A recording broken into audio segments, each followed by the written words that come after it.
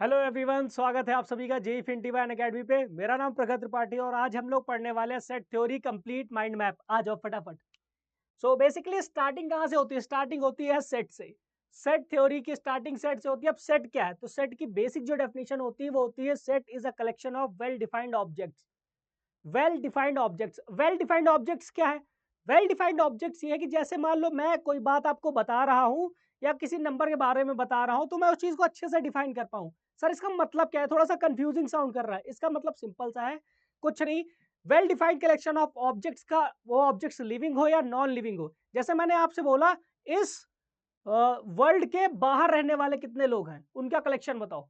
तो ये चीज क्या डिफाइन है? हमें क्या पता है? डू वी नो कि इस वर्ल्ड के बाहर कितने लोग रहते हैं, कितने नहीं रहते? We can't define.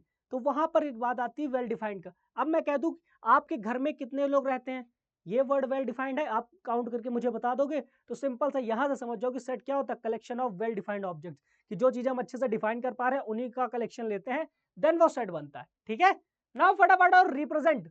सबसे पहली चीज आती है सेट को रिप्रेजेंट कैसे करते हैं। ठीक है, तो लिखने का तो बेसिक सा तरीका अगर मैं बात करूं, सबसे पहले किस तरीके की बात आती है? अगर बेसिक तरीके की बात करूं तो ऐसे ही भाई साहब लिखते हैं। बट यहाँ पर किस फॉर्म में? दो टाइप्स होते हैं इसके। यहाँ पर दो टाइप्स कौन कौन? पहला रोस्टर फॉर्म, दूसरा सेट बिल्डर फॉर्म। सेट को रिप्रेजेंट करने के दो तरीके यहाँ पर, रोस्टर फॉर्म मेनली और सेट बिल्डर फॉर्म। फिर वेन डायग्राम भी आगे आता है, डोंट वरी अबाउट दैट।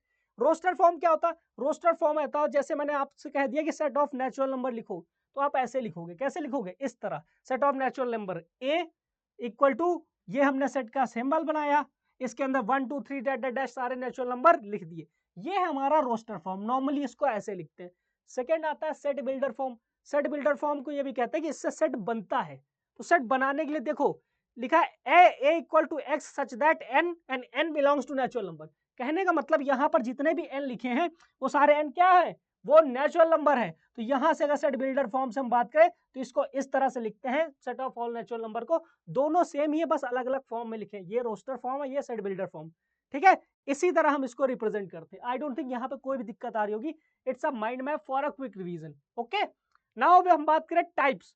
सबसे बात आती है टाइप्स ऑफ सेट, कि टाइप्स कितने होते हैं। तो पहला ही टाइप है एम्प्टी। एम्प्टी सेट, सबके आगे set set set set add on कर लेना, वो यहाँ पे मैंने नहीं लिखा है। But empty set, finite set, infinite set, equivalent set, equal set. Empty set क्या है?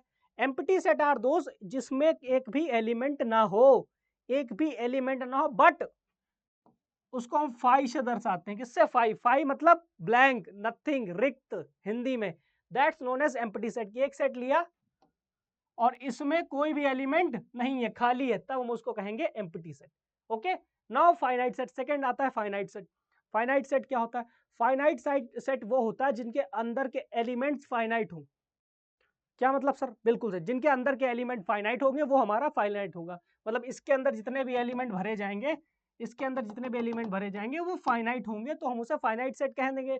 अगर वो इन्फिनाइट की बात करें, इन्फिनाइट सेट, तो अब एलिमेंट्स अगर इन्फिनाइट में जाते हैं, काउंटेबल नहीं, काउंट नहीं कर पा रहे हो या फाइनाइट नहीं कर पा रहे हो, तो वो इन्फिनाइट में चलेंगे। That's known as infinite set. Fourth आता है इक्विवेलेंट, फिफ्थ आता है इक्वल। अब ये थोड़े से कंफ्यूजिंग है कि इक्विवेलेंट सेट क्या होता है, इक्विवेलेंट सॉरी इक्वल सेट क्या होता है। तो इक्विवेलेंट सेट आर दोस जिनके एलिमेंट्स के नंबर बराबर हैं। जैसे मान लो मैंने दो सेट ले लिए, मैंने क्या किया? मैंने दो सेट ले लिया। एक ले लिया सेट ए जिसमें मैंने लिखा 1 2 3, दूसरा सेट ले लिया बी जिसमें मैंने लिख लिया 3 4 6। अब मैं कह दूंगा ये सेट हमारे इक्विवेलेंट है। क्या है? इक्विवेलेंट।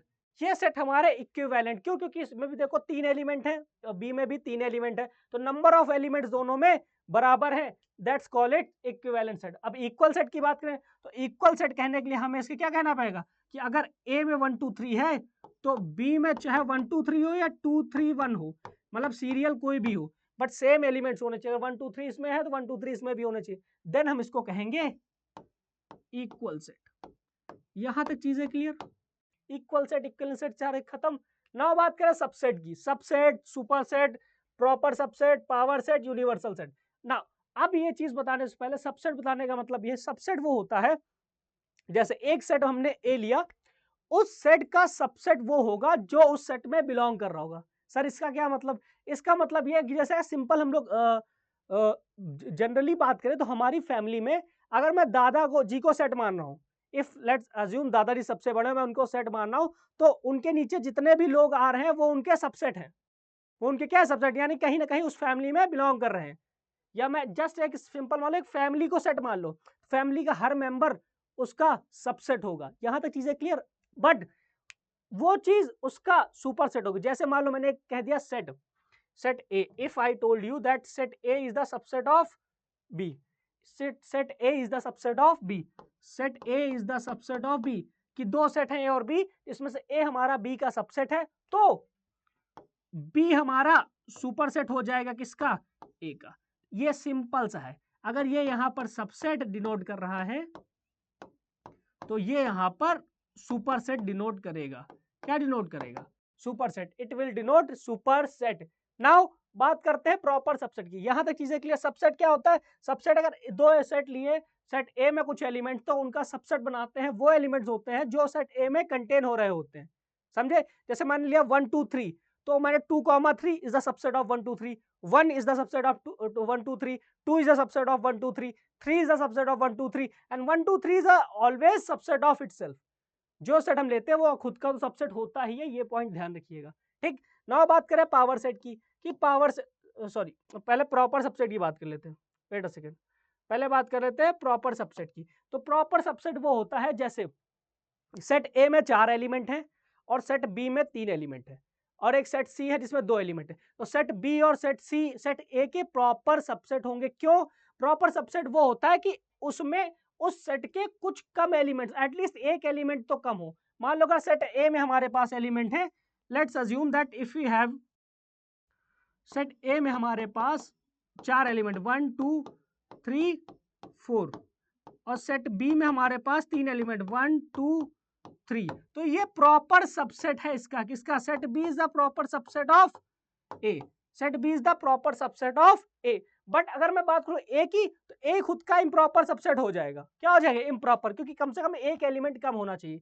ये होती है बात प्रॉपर सबसेट की। Now we talk about power set and universal set. Power set क्या होता है?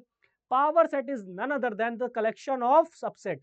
एक सेट लेते हैं, उनके सबसेट्स निकालते हैं, उनका कलेक्शन करके रखते हैं, उसे पावर सेट कहते हैं।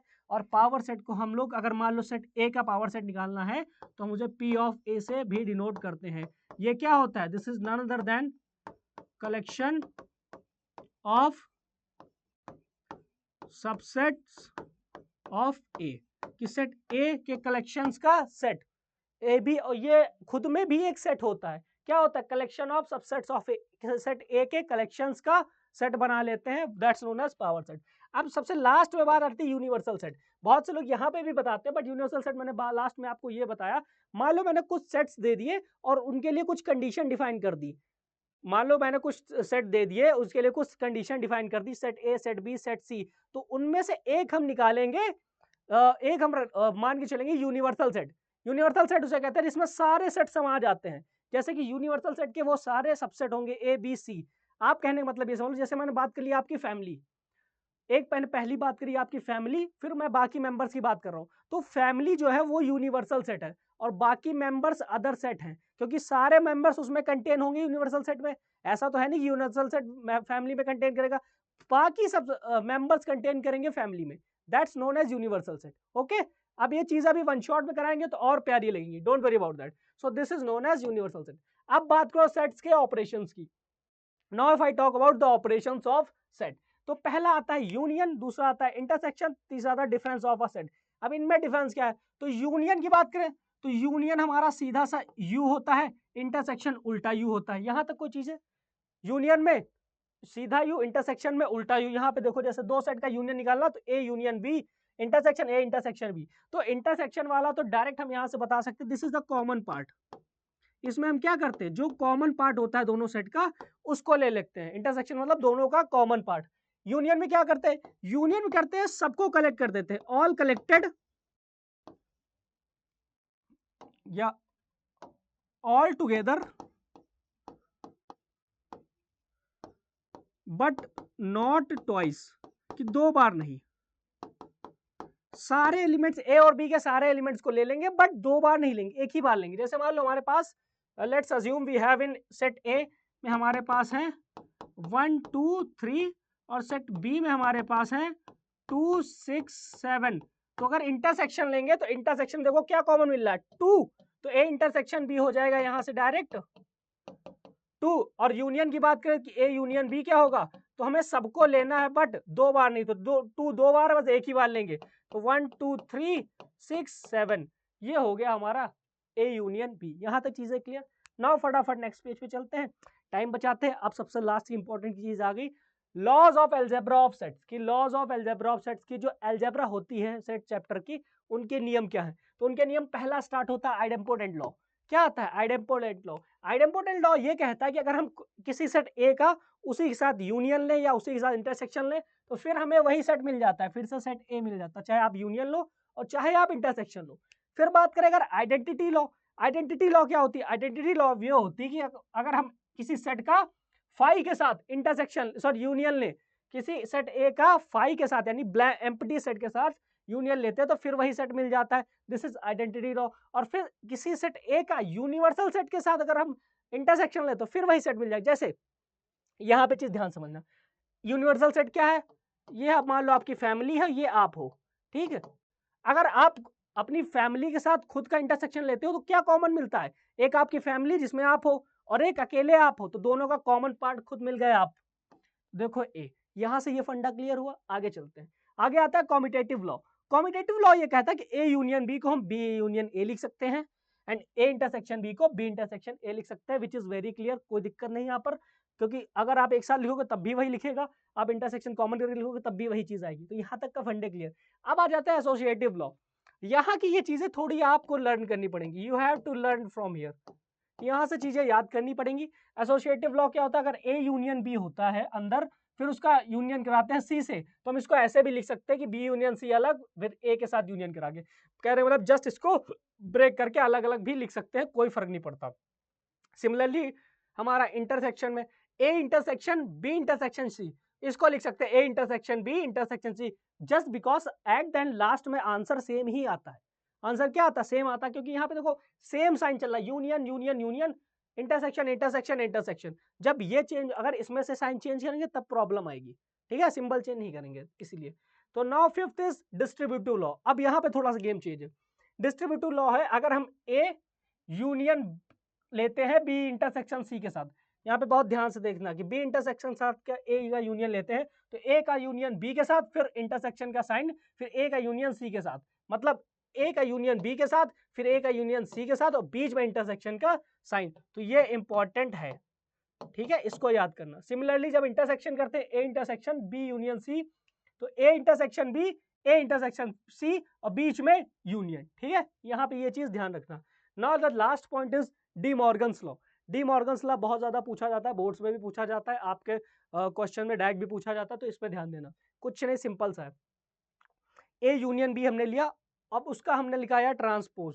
यहाँ पे जो ट्रांसपोज है डैश, डैश का मतलब होता है कि आप यूनिवर्सल सेट में इतना पार्ट हटा दो, आपने जो है यूनिवर्सल सेट लिया उसमें इतना पार्ट हटा दो, बाकी जो रिमेनिंग है वो उसका डैश है। तो उसको कैसे लिखते हैं, उसको लिखते हैं A dash intersection B dash, clear. Second आ जाओ, ए इंटरसेक्शन बी का डैश लेते हैं, तो ए इंटरसेक्शन बी का सॉरी इसको पढ़ते हैं कॉम्प्लीमेंट ऑफ अ सेट, जो डैश लगा ट्रांसपोज मैट्रिक्स वगैरह पढ़ते हैं, यहाँ पे हम पढ़ते हैं कॉम्प्लीमेंट ऑफ अ सेट। तो कॉम्प्लीमेंट ऑफ अ सेट क्या होता है, यूनिवर्सल सेट में उस सेट को निकाल दो, then it is called as complement of a set. Second is A B, A intersection B का अगर हम कॉम्प्लीमेंट लेते हैं then it is equal to A dash union B dash, यानी कि ए का कॉम्प्लीमेंट यूनियन बी का complement. ये दोनों बहुत इंपॉर्टेंट, मेजरली ये पहले दोनों ही इंपॉर्टेंट होते हैं, बट सी और डी को भी ध्यान रखना। ए में अगर हमने बी यूनियन सी को सब्ट्रैक्ट किया, फिर ए में बी इंटरसेक्शन सी को सब्ट्रैक्ट किया, कुछ नहीं, सिंपल, पहले ए में बी सब्ट्रैक्ट होगा दोनों में, ए में बी, फिर ए में सी सब्ट्रैक्ट होगा ए में सी, दोनों में। जहां पे देखो यहाँ पर यूनियन है, साइन बदल के इंटरसेक्शन हो जाएगा, जहां पर इंटरसेक्शन साइन बदल के यूनियन हो जाएगा। This was a very simple trick and tip for you to complete this chapter, and I hope आपको चीजें समझ में आएंगी। फटाफट चैनल को लाइक कर दो, सब्सक्राइब कर दो, वन शॉट वीडियोस में जाके कमेंट कर दो कि आपको किस चैप्टर का वन शॉट चाहिए, डिटेल वन शॉट। हम लोग महासप्ताह लाने वाले दिवाली के बाद, इसमें बहुत भयंकर रिवीजन कराएंगे और बहुत अच्छा अच्छा कंटेंट लाने वाले हो। तो फटाफट जुड़े रहो चैनल साथ, मिलते हैं बहुत जल्द, सी यू।